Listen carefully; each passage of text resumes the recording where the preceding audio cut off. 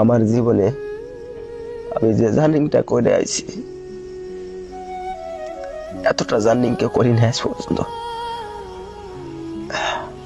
তো খারাপ সময় কেউ পাশে থাকে না, দুনিয়ার টাকাই সব। টাকা না হলে পরিবার দেখে না, টাকা না হলে ভাই চিনে না, টাকা না হলে এই দুনিয়ায় কেউ চিনে না।